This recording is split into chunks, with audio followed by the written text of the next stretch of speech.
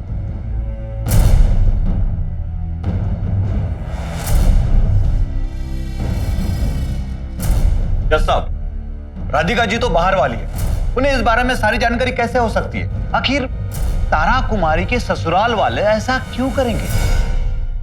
जज साहब, ऐसे केसेस पहले भी हुए हैं। इन लोगों में जब एक औरत विधवा हो जाती है तो वो अपने मायके चली जाती है और दहेज में लाया हुआ सारा धन भी अपने साथ ले जाती है। इसलिए ससुराल वाले दहेज की लालच में उसके पति के साथ उसे जिंदा जला देते हैं। इस केस में क्योंकि ये सारी बातें केवल एक आशंका है, कोई निश्चित बात नहीं, इसलिए अदालत चाहती है कि इस बात को मद्देनजर रखते हुए छानबीन की जाए।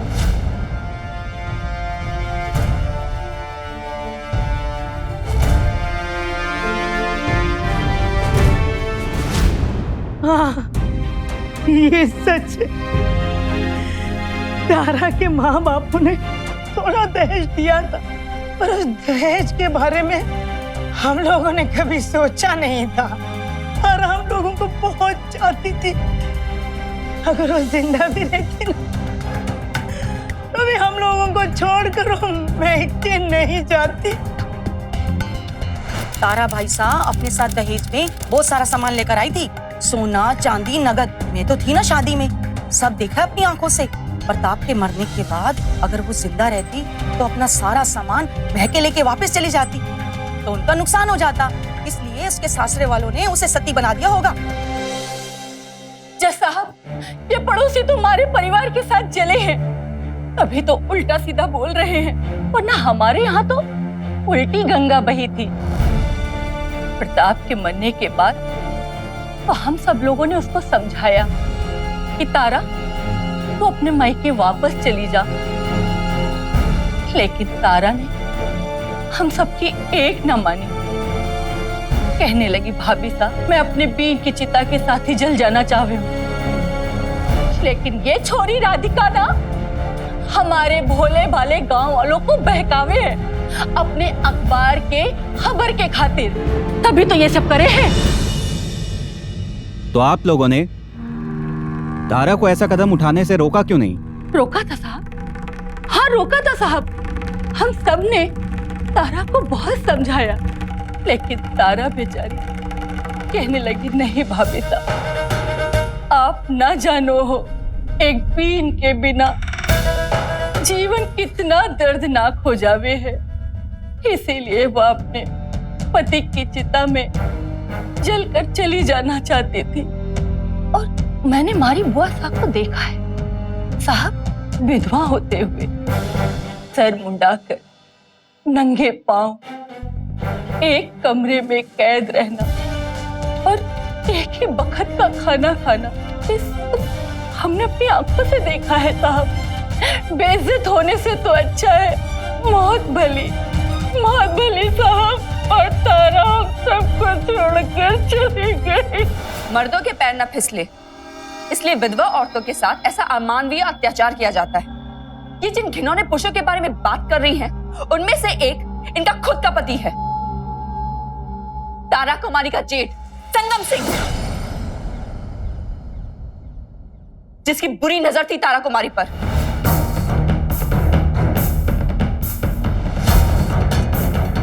ये क्या कर रहे हैं आप भाई साहब? मैं आपके छोटे भाई की बीनी हूँ। ये सब झूठा इल्जाम है बस। प्रताप मारे छोरे जैसा था। तारा मैंने बापू से सम्मान देवे थी, और उस दिन प्रताप और तारा का झगड़ा हो गया। तारा मैं जानता हूँ कि प्रताप आजकल तेरे साथ सही बर्ताव नहीं कर रहा। लगता है मुझे प्रताप को डांट लगानी पड़ेगी। नहीं भाई साहब, आपने कुछ भी नहीं कहेंगे, उन्हें अच्छा नहीं लगेगा। ये हमारे बीच का मामला है। राधिका जी ने तारा जी को उस दिन जाते हुए देखा होगा, इसीलिए ऐसा घिनौना इल्जाम लगा रहे। और बड़े शहरों की औरतों को तो आप जानते ही हैं। तारा की उस दिन बातों को नजरअंदाज करते हुए मैंने प्रताप की बहुत डांट भी लगाई। अब तो आप पार कर रहे हैं भाई साहब, ऐसा नहीं होगा, मैं कह देता हूं। जज साहब, राधिका जी अपने फायदे के लिए इस घटना को तोड़ मरोड़ कर पेश करना चाहती है। ऐसे पत्रकार जरा सी शोहरत के लिए किसी की भी इज्जत उछाल सकते हैं। किसी भी नतीजे पर पहुंचने से पहले इस केस के कुछ और पहलू पर भी गौर करना जरूरी है। अदालत चाहती है कि इंस्पेक्टर राठौड़ तारा कुमारी के मैके जाकर उनके माता पिता से और दूसरे लोगों से बातचीत करें, छानबीन करें, जिससे तारा कुमारी के बारे में एक और पहलू भी सामने आ जाएगा। और इसी के साथ साथ इस केस की कार्रवाई यहीं पर स्थगित की जाती है। तारा कुमारी के मामले में अब तक यह स्पष्ट नहीं हो पाया था कि उसने खुद यह निर्णय लिया था या किसी ने उसे ऐसा करने पर मजबूर किया था। कोर्ट में दोनों पक्षों की दलीलों का दौर इस मामले को और भी पेचीदा बनाता जा रहा था।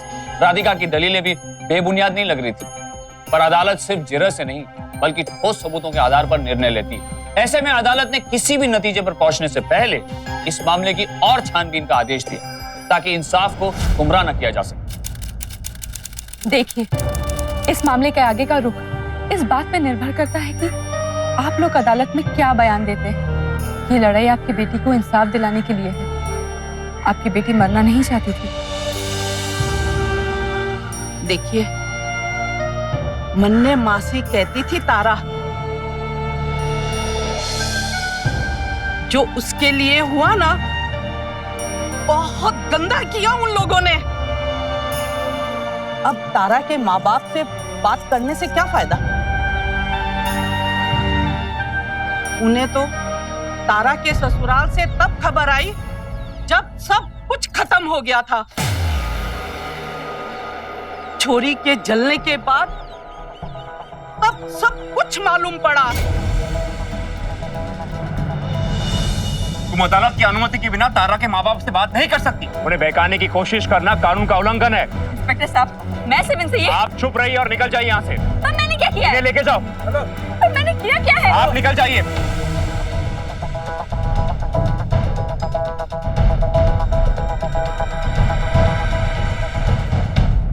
हमारी तारा बहुत ही जिंदा दिल थी साहब, ये बात सच है।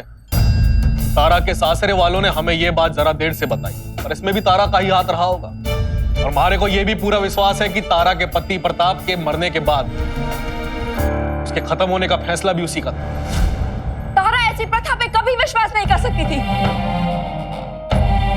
उसकी सोच बाकी औरतों की सोच से बहुत अलग थी। हमारी तारा को तुम कितना जानती थी बेटी? बचपन से ही पूजा पाठ में बहुत मन लगाती थी हमारी तारा। तारा धार्मिक जरूर थी, पर वो ऐसी नहीं थी जो ऐसी प्रथा पे विश्वास करे। लॉर्ड, मुझे ऐसा लगता है कि राधिका जी अपनी ही बातों को तोड़ मरोड़ कर पेश करना चाहती है। राधिका जी, आप इस तरीके से अदालत की कार्रवाई में बार बार रुकावट मत डालिए।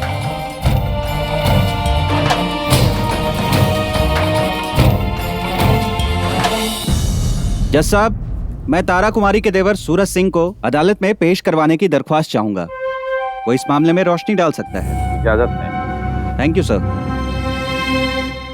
जज साहब, सूरज सिंह का स्वास्थ्य आजकल ठीक नहीं रहता। लेकिन इस मामले की पेचीदेपन को मद्देनजर रखते हुए अदालत सूरज सिंह को अगली सुनवाई में उपस्थित होने का आदेश देती है। अदालत के आदेश पर सूरज को तलाशने पुलिस हवेली पहुंच गई और राधिका भी सूरज को तलाशने हवेली पहुंच गई। मुझे सूरज सिंह से मिलना है। सूरज घर पर ना है। मुझे पता है वो यहीं पे है। हम उससे बिना मिले नहीं जाएंगे। सॉरी, मती मारी गई है छोरी। कहा ना सूरज घर पर ना है। ये क्या कर रही है? चल निकल जा यहाँ से। चल निकलो यहाँ से। अरे ये क्या कर रही है आप? देखो साहब, ये छोरी ना हमारे परिवार की भावनाओं के साथ खिलवाड़ करे है। इन सबसे परेशान होकर सूरज पता नहीं कहाँ चला गया है। देखिए, हमें माफ कीजिए, पर अदालत के आदेश का पालन करते हुए हमें सूरज सिंह को तलाश करके अदालत के सामने पेश करना ही पड़ेगा। अदालत में एक भी ऐसा शख्स मौजूद नहीं था जिसका बयान राधिका के पक्ष में, यहाँ तक कि तारा के माता पिता का बयान भी राधिका की उम्मीदों पर पानी फेर गया। ऐसे में उम्मीद की एक किरण तारा के देवर सूरज के बयान से जुड़ी थी, जो अभी तक कोर्ट में पेश नहीं हुआ था। लेकिन सूरज तो गायब था। कहां था वो? क्या उसकी गुमशुदगी एक सोची समझी साजिश थी या ये महज एक इत्तेफाक? जो भी हो, राधिका और पुलिस ने सूरज को तलाशने की मुहिम शुरू कर दी ताकि इस राज को बेपर्दा किया जा सके।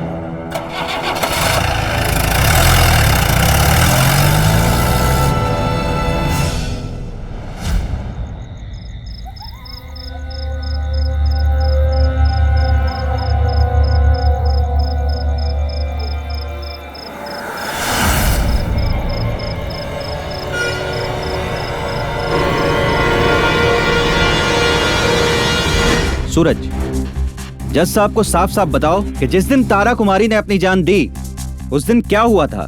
तारा भाभी रो रही थी, वो चिल्ला रही थी, वो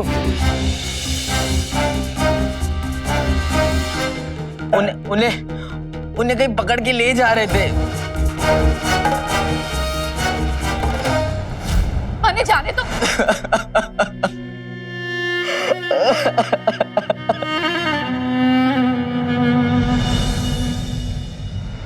जज साहब, सूरज के बयान से ये साफ साफ पता चलता है कि तारा को जबरदस्ती पकड़ के ये सब कराया गया। ये छोरी झूठ बोले हैं साहब। हम लोगों ने तो अपनी तारा को कसकर पकड़ के रखा था। तारा नहीं, भाभी साहब। हाँ तारा, तू अपनी मारी भारी बात तो सुन। भाभी हमारी बात तो सुन। देख, जल्दबाजी में कुछ ऐसा कदम ना उठा तारा। भाभी साहब, तारा हमारे बीन के पास जाना है। भाभी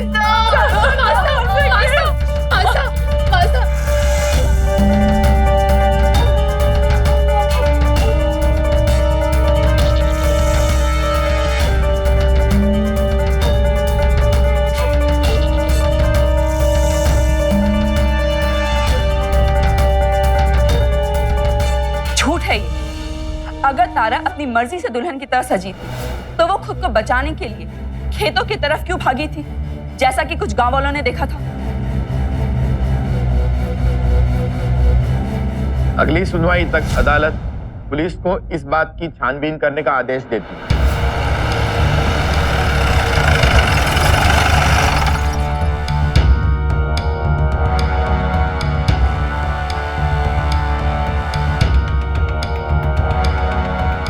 तुम लोग तारा कुमारी को जानते थे क्या?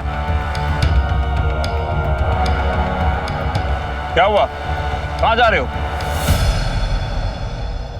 तुम जानती थी? जानू, हमारा नाम सत्तो है। मैं तारा भाईसा के ससुरे में काम किया करती थी। बहुत बुरा हुआ तारा भाईसा के साथ। नशे में आग में बिठा दिया गया। नशे में मतलब? और नहीं तो क्या, नशे में ना होती तो आग में बैठती क्या?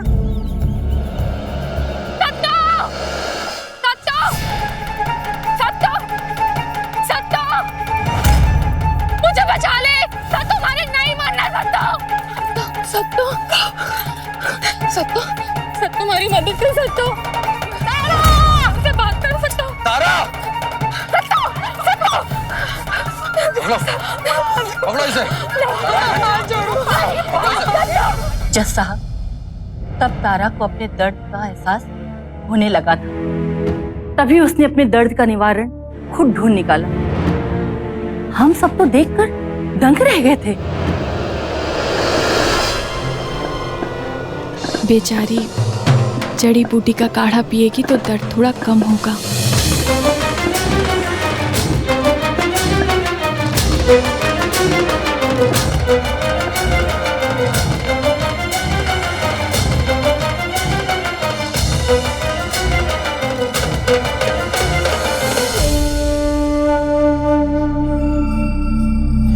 ये सब झूठ है। जज साहब, ये लोग सच को तोड़ मरोड़ के आपके सामने पेश कर रहे हैं। मैं खुद उस जगह पे मौजूद थी जहाँ पे तारा को उसके मरे हुए पति के साथ जिंदा जला दिया गया। ये सच है साहब कि तारा बहुत रोई जा रही थी। और कौन बींदरी ऐसी होगी जो अपने बीन को चिता पर देखकर ना रोवेगी साहब? तारा हम सबसे अपने आप को छुड़ाकर अपने पति के चिता पर भागी जा रही थी, दौड़ी जा रही थी साहब। एक बात बताइए पद्मा जी, क्या तारा कुमारी ने चिता पर से उठकर भागने की एक बार भी कोशिश नहीं की? जी हाँ, वो जोर जोर से चिल्ला रही थी, हाथ हिला हिला के सबसे विनती कर रही थी कि उसे कोई बचा ले। वो चिता से उतरना भी चाहती थी, पर इन लोगों ने उसे ऐसा करने नहीं दिया। जज साहब, ये शहरी छोरी को कुछ पता नहीं है। अरे हमारी तारा बहू तो हाथ हिलाकर सबको आशीर्वाद दे रही थी। और ये तो हमारे सबके लिए बहुत सौभाग्य की बात है। हमारी तारा बहू भागने वालों में से नहीं थी। बस करो।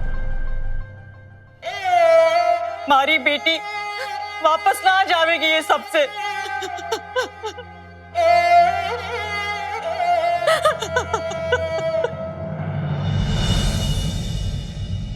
सारी दलीलों और गवाहों को सुनने के बाद ये बात स्पष्ट नहीं हो पाई कि तारा कुमारी ने अपनी मर्जी से अपनी जान दी है या किसी ने उन्हें जबरदस्ती अपने पति के चिता पर बिठाया था।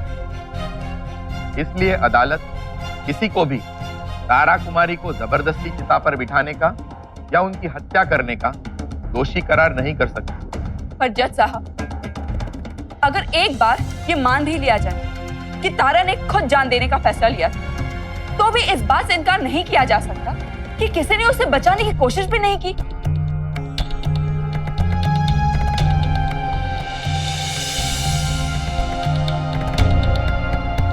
जबकि वो वहां पे जिंदा बैठी थी।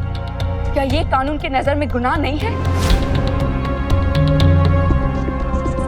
सारी बातों पर गौर तलब करने के लिए ये अदालत अगले हफ्ते तक मुलतवी की जाती है। इस मामले में पर्याप्त सबूतों और गवाहों की कमी को मद्देनजर रखते हुए किसी को भी इस हत्या का दोषी नहीं ठहराया जा सकता।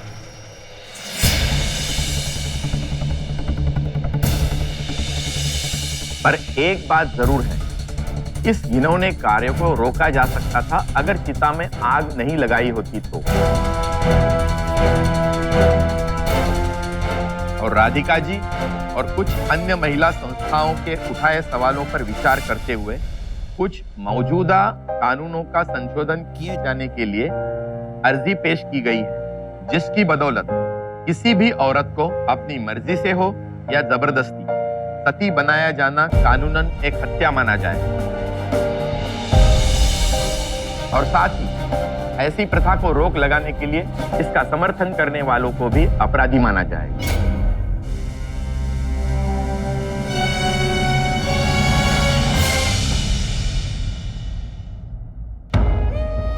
आपके पास तो इतना बड़ा शस्त्र है, कलम का, तो आप कुछ ऐसा क्यों नहीं लिखती कि उनकी जिंदगी में बदलाव आए? तारा कुमारी के सती मामले में न्याय तो पूर्ण नहीं हो पाया था, पर खास बात यह थी कि इस मामले की वजह से ऐसे अमानवीय कुप्रथाओं के खिलाफ कानून में संशोधन किया गया। उनके मुताबिक सती कुप्रथा को कानूनी तौर पर हत्या माने जाने का निर्णय लिया गया और किसी का भी इस कुप्रथा के प्रति समर्थन को कानूनी तौर पर अपराध मानकर उसे 7 साल की कारावास की सजा दिए जाने का भी फैसला लिया गया। सती जैसी कुप्रथा जो एक विधवा औरत से उसके जीने का अधिकार छीन लेती थी, वो कहीं ना कहीं धीरे धीरे हमारे समाज से मिटने लगी। पर विधवा औरतों के साथ होने वाले दुर्व्यवहार के पीछे आज भी कई अंधविश्वास हैं, जिन्हें भी जड़ से मिटाना हमारा फर्ज है। तभी एक पति के ना होने पर भी एक औरत स्वाभिमान से अपनी जिंदगी बिता सकती है। कल फिर मिलेंगे ऐसी एक बेमिसाल कहानी के साथ। तब तक सावधान इंडिया, 100 दिन 100 फाइट बैक।